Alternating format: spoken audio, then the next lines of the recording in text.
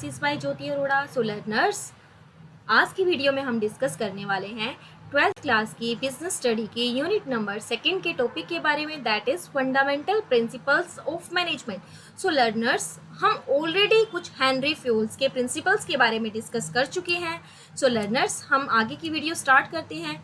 सो learners, हमने अपने principles को डिस्कस किया था 9 तक, हम ऑलरेडी प्रीवियस वीडियो में डिस्कस कर चुके हैं। सो लर्नर्स, अभी तक आपने वो वाली वीडियोस नहीं देखी है, then you can also check in playlist. So learners, हम आज की वीडियो में बाकी बचे हुए प्रिंसिपल्स को डिस्कस करने वाले हैं। सो लर्नर्स, वीडियो को स्टार्ट करने से पहले अगर आप मेरे चैनल पे नए हैं, पहली बार मेरे चैनल को विजिट कर रहे हैं, then don't forget to like, share and subscribe for more videos. So let's be start. So learners, हमारा प्रिंसिपल्स नंबर 10 है, that is order. So learners, अगर हम इस प्रिंसिपल्स की बात करें, ऑर्डर प्रिंसिपल्स की, तो हेनरी फ्यूल का मानना है, according to this principle of order, a right person should be placed at right job. Right person को क्या करना चाहिए? राइट जॉब पे अपॉइंट करना चाहिए, एंड राइट थिंग, और राइट थिंग को कहाँ पे रखना चाहिए? Should be placed at the right place. सही चीज अपनी सही जगह पे होनी चाहिए और सही पर्सन अपनी सही जॉब पे होना चाहिए, ये प्रिंसिपल कहता है। अगर हम फ्यूल की बात करें तो फ्यूल का मानना है किसी भी ऑर्गेनाइजेशन में 2 ऑर्डर होते हैं। अगर हम टोटल फैक्टर ऑफ प्रोडक्शन की बात करें तो हमारे टोटल फैक्टर ऑफ प्रोडक्शन होते हैं man, material, money and machine. ये हमारे टोटल क्या होते हैं? फैक्टर ऑफ प्रोडक्शन होते हैं। अगर हम बात करें ऑर्गेनाइजेशन में, एक होता है social order for human beings. Social order होता है हमारे मैन के लिए, फॉर ह्यूमन रिसोर्सेज।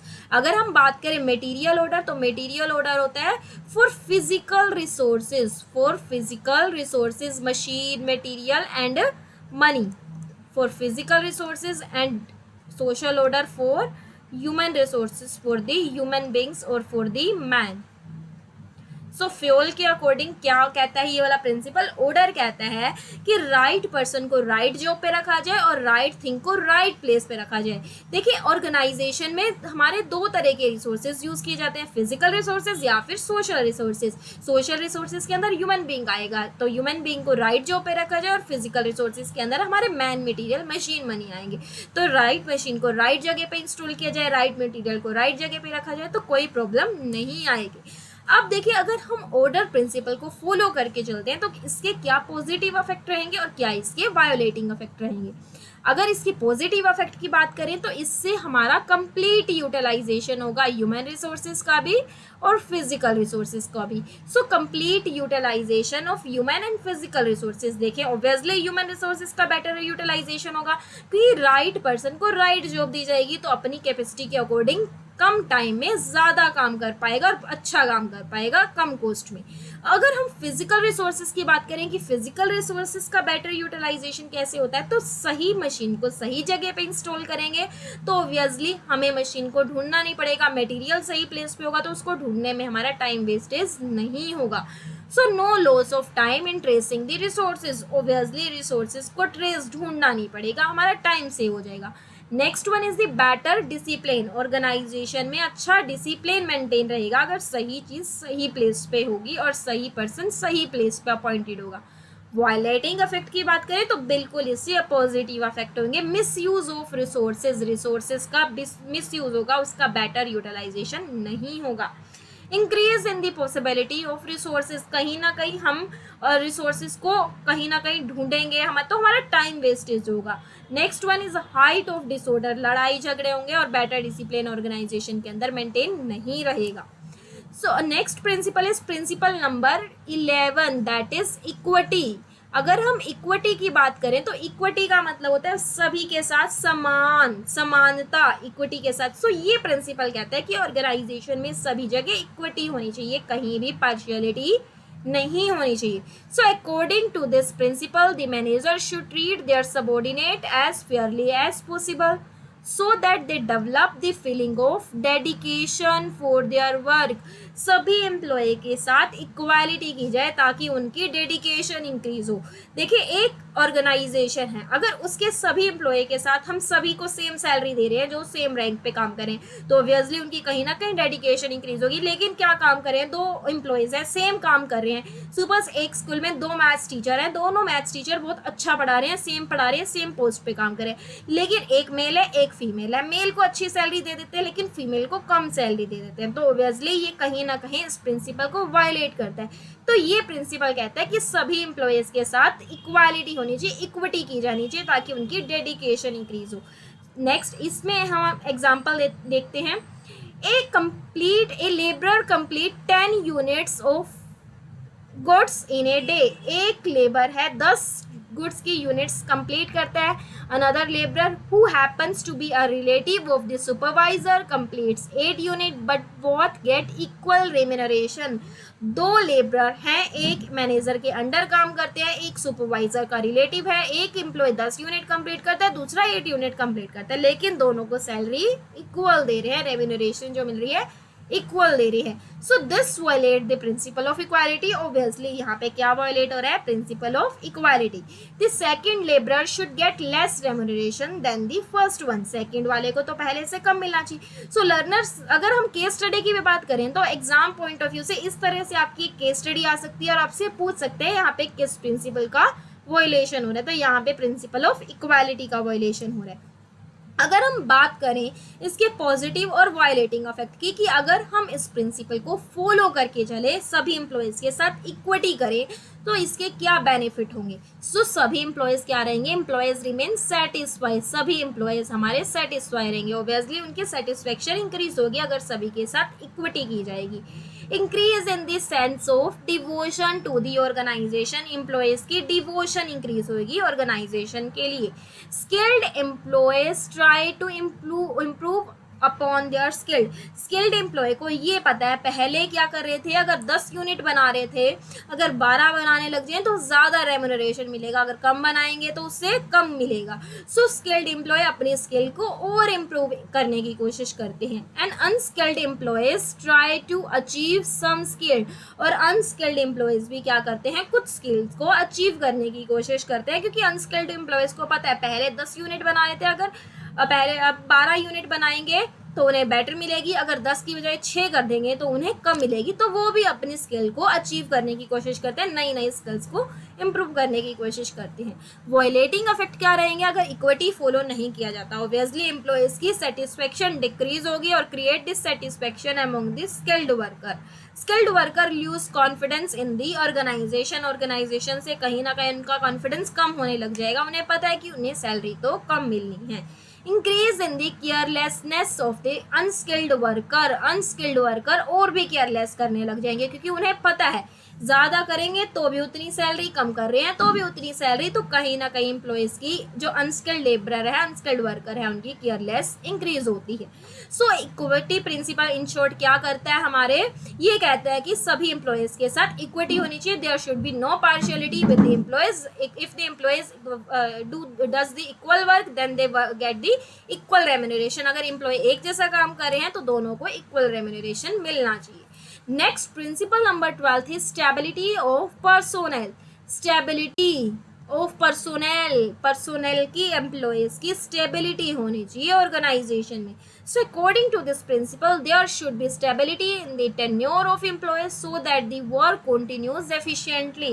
एम्प्लॉयज लंबे टाइम तक ऑर्गेनाइजेशन के अंदर स्टे करें, उनकी स्टेबिलिटी हो, ताकि हमारा ऑर्गेनाइजेशन कंटिन्यूस चलता रहे। अब बार बार एम्प्लॉय ऑर्गेनाइजेशन को छोड़ के जाता है तो हमें उसकी रिक्रूटमेंट करनी पड़ती है, नए एम्प्लॉयज की सिलेक्शन, ट्रेनिंग, कहीं ना कहीं हमारा खर्चा बहुत ज़्यादा बढ़ जाता है बार बार एम्प्लॉयज़ को हायर करने का।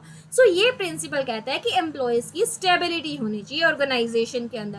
पॉजिटिव इफेक्ट की बात करेंगे और वायलेटिंग इफेक्ट की। अगर बेनिफिट्स की बात करें कि अगर स्टेबिलिटी बनी रहती है तो ऑर्गेनाइजेशन को क्या बेनिफिट होते हैं। So increase in the reputation of the company, एक कंपनी की रेपुटेशन इंक्रीज होती है जहाँ पे एम्प्लॉय स्टेबल रहते हैं, जहाँ पे एम्प्लॉय लंबे टाइम तक रहते हैं। Increase in the confidence of the employees का कॉन्फिडेंस इंक्रीज होने लग जाता है। सपोज हम किसी ऑर्गेनाइजेशन में 10 साल से काम कर रहे हैं, तो ऑब्वियसली वहाँ के हम क्या फील करते हैं, लीडर हैं हम यहाँ के, तो एम्प्लॉयज का कहीं ना कहीं कॉन्फिडेंस बिल्डअप होता है। Skilled worker are incline toward the company, अगर कंपनी अच्छी है तो स्किल्ड लेबर कंपनी से लंबे टाइम तक जुड़े रहेंगे। Next one is less expenses on training, company को ट्रेनिंग पे कम खर्चा करना पड़ता है अगर एम्प्लॉय लंबे टाइम तक ऑर्गेनाइजेशन से जुड़े रहते हैं। ऑर्गेनाइजेशन को ना उनकी ट्रेनिंग पे ना रिक्रूटमेंट पे कहीं भी खर्चा नहीं करना पड़ता, बार बार उन्हें काम समझाना नहीं पड़ता। Less chances of accident, organisation के अंदर एक्सीडेंट के चांस कम हो जाते हैं अगर ऑर्गेनाइजेशन के अंदर एम्प्लॉय लंबे टाइम तक काम कर रही है। अगर वायलेटिंग अफेक्ट की बात करें तो decline in the reputation of the company, organisation की रेपुटेशन धीरे धीरे डिक्लाइन, डाउन की तरफ आने लग जाती है अगर ऑर्गेनाइजेशन के अंदर एम्प्लॉय लगातार छोड़ के जाते हैं, क्योंकि ऑर्गेनाइजेशन के बाकी एम्प्लॉय भी फील करते हैं कि कहीं ना कहीं, बाहर के लोग भी फील करते हैं कि कहीं ना कहीं इससे तो बार बार एम्प्लॉय छोड़ के जा रहे हैं, तो एक कंपनी के अंदर ही कहीं ना कहीं कोई डिफॉल्ट होगा। So decrease in the confidence of the employees, बाकी एम्प्लॉयज का भी कॉन्फिडेंस कहीं ना कहीं डाउन होने लग जाता है कि कहीं ना कहीं ऑर्गेनाइजेशन में कुछ ना कुछ तो ऐसा है जिसकी वजह से, या मैनेजर का बिहेवियर ठीक नहीं है, या जो भी रीज़न है, सैलरी कम है, तो कहीं ना कहीं बाकी एम्प्लॉयज़ का भी कॉन्फिडेंस डाउन होने लग जाता है। Good worker leave the company, अच्छे एम्प्लॉय भी ऑर्गेनाइजेशन को छोड़ देते हैं। Heavy expenses on training and recruitment, organisation को नए एम्प्लॉयज़ की रिक्रूटमेंट, सिलेक्शन, ट्रेनिंग में अंदर हैवी एक्सपेंसेस करने पड़ते हैं। तो ये प्रिंसिपल क्या कहता है, इंश्योर्ड की एम्प्लॉयज़ की स्टेबिलिटी होनी चाहिए, there should be a stability in the tenure of employee so that the work continues efficiently, ताकि वर्क ऐसा चलता रहे एफिशिएंटली, लंबे टाइम तक चलता रहे, ऑर्गेनाइजेशन के अंदर क्या हो, ऑर्गेनाइजेशन को उनकी रिक्रूटमेंट, ट्रेनिंग पे ज़्यादा खर्चा ना करना पड़े। Next principle number 13 is initiative. Initiative को हिंदी में अगर हम बात करें तो इसको बोलते हैं पहल। ये प्रिंसिपल कहता है कि अगर एम्प्लॉय पहल करता है या एम्प्लॉय को पहल करने का मौका एक ऑर्गेनाइजेशन को देना चाहिए, ऑर्गेनाइजेशन को अपॉर्चुनिटीज़ कहीं ना कहीं अपने एम्प्लॉयज़ को देनी चाहिए कि वो अपना सजेशन दे, अपना ओपिनियन दे, उसको प्लान लेने के अंदर उसको क्या किया जाए, उसको कोऑपरेट किया जाए कि कहीं ना कहीं ऑर्गेनाइजेशन के अंदर उसका पार्टिसिपेशन है प्लानिंग और एग्जीक्यूटिंग में। So according to this principle employees in the organisation must be given an opportunities in making and executing plan, कि प्लान बनाने में एम्प्लॉयज का सजेशन लिया जाए। अब इसके पॉजिटिव इफेक्ट क्या होंगे, obviously increase in the thinking power of the employees की थिंकिंग पावर इंक्रीज होगी, उसकी रीजनिंग पावर इंक्रीज होगी अगर ऑर्गेनाइजेशन के अंदर अगर वो अपना सजेशन देता है, अपना पहल वगैरह करता है, कोई इनिशिएटिव लेता है। Next one is increase in sense of attachment to the organisation, organisation से उसकी अटैचमेंट धीरे धीरे बढ़ने लगेगी अगर ऑर्गेनाइजेशन के अंदर उसको चांस दिया जाता है अपना भी ओपिनियन देने का, सजेशन देने का। वॉयलेटिंग अफेक्ट क्या रहेंगे, decline in the thinking power of the employees की थिंकिंग पावर कहीं ना कहीं डाउन आने लग जाएगी। उसको पता है कि जो भी हमारा जो प्लान या पॉलिसीज बना दी, जो ऑब्जेक्टिव या जो टारगेट हमारे उनके मैनेजर ने सेट कर दिए, उनको जस्ट उनको फुल करना है, उनको फॉलो करना है जस्ट। सो ये यहाँ से एम्प्लॉयज़ की थिंकिंग पावर कहीं ना कहीं डाउन होने लग जाता है अगर उनको इनिशिएटिव का चांस नहीं दिया जाता। Decline in the employee attachment to the company, एक एम्प्लॉयज़ की अटैचमेंट धीरे धीरे घटने लगती है। सो ये प्रिंसिपल कहता है कि एम्प्लॉयज़ को अपॉर्चुनिटीज़ दें। अगर एम्प्लॉय अपनी तरफ से कोई सजेशन देता है तो उसको हम कहें कि आपका बेटर सजेशन है, अगर अच्छा नहीं है तो उसको कहें कि नेक्स्ट टाइम आप इम्प्रूव करें। तो कहीं ना कहीं एम्प्लॉयज़ को अपॉर्चुनिटीज़ प्रोवाइड कराएं कि वो प्लान बनाने में अपना पार्टिसिपेशन दें। Next and the last principle and very very important principle is the spirit de corps. Spirit de corps means मिलकर काम करने की एक भावना, मिलकर काम करने की एक स्पिरिट। सो ये प्रिंसिपल कहता है according to this principle a manager should continuously make efforts to develop a team spirits among the subordinates, कि एक मैनेजर को लगातार कॉन्टिन्यूस कोशिश करनी चाहिए कि उसके सबॉर्डिनेट के अंदर टीम स्पिरिट इंक्रीज हो, मिलकर काम करने की एक भावना इंक्रीज हो। टू डू दिस ही और she should use the word we instead of I. एक मैनेजर को क्या करना चाहिए, वी हम ये काम कर सकते हैं, definitely we can do it instead of I can do it during the conversation with the subordinate. जब भी एम्प्लॉय से बात करे तो ये ना कहे कि मैं ये कर सकता हूँ, बल्कि हमेशा ये कहे कि definitely we can do it, हम मिलकर ये काम कर सकते हैं, वी कैन डू इट, हम कर लेंगे, हम कर सकते हैं। कभी ना कहें कि मैं ये कर सकता हूँ, मैंने अकेले ने ये काम किया। So a manager should always say that we can do this work instead of I can do this. This behavior of manager develop the spirit of cooperation among the subordinate. तो कहीं ना कहीं इसके पॉजिटिव इफेक्ट ही हमारे सामने आते हैं। Employees की सेटिस्फेक्शन इंक्रीज होती है, उसकी डिवोशन इंक्रीज होती है, अटैचमेंट इंक्रीज होती है। सो एम्प्लॉयज को क्या कहे हमेशा, we can do it. So spirit of de corps के अगर पॉजिटिव इफेक्ट्स की बात करें तो इसके क्या पॉजिटिव इफेक्ट रहेंगे, easy to achieve objective, organisation अपने ऑब्जेक्टिव को इजीली अचीव कर सकता है अगर हमेशा ये कहे कि वी कैन डू इट, क्योंकि कहीं ना कहीं इसको कहने से एम्प्लॉयज का कोऑपरेशन इंक्रीज होता है, एम्प्लॉय कहीं ना कहीं अपनी कोऑपरेट करता है ऑर्गेनाइजेशन के ऑब्जेक्टिव्स को अचीव करने में, और इससे क्या होती है, टीम स्पिरिट डेवलप होती है, स्वीट रिलेशनशिप, ऑर्गेनाइजेशन में अच्छे रिलेशनशिप मेंटेन रहते हैं, कहीं भी बिटरनेस नहीं आती। वॉयलेटिंग इफेक्ट क्या रहेंगे, किल टीम स्पिरिट, टीम स्पिरिट उनकी क्या होती है, एम्प्लॉयज की किल हो जाती है अगर हम ये कहते हैं कि मैंने ये काम किया, मैं ये कर सकता हूँ, instead of we can do it. So difficulty in achieving objective, employee अपना कोऑपरेशन नहीं देते ऑर्गेनाइजेशन के ऑब्जेक्टिव्स को अचीव करने में, अगर ये कहें कि ये मैंने ही की है, एम्प्लॉयज का कहीं भी हम रोल उसके अंदर शो नहीं करते। So difficulty in achieving the objective and the bitterness in relationship, कहीं ना कहीं रिलेशनशिप के बीच में बिटरनेस इंक्रीज होती है। सो लर्नर्स, ये टोटल हमने कुछ 14 प्रिंसिपल्स के बारे में डिस्कस किया है जो हमारे फ्यूल ने दी है।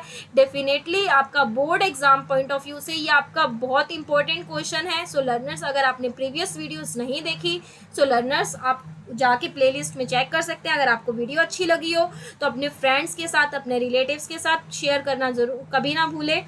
सो लर्नर्स, अगर आपको वीडियो अच्छी लगी हो then don't forget to like, share and subscribe for more videos, ताकि मैं इसी तरह से आपके लिए अच्छी अच्छी इन्फॉर्मेटिव वीडियोस बना सकूं। So learners, dreams, believe, achieve and be smile.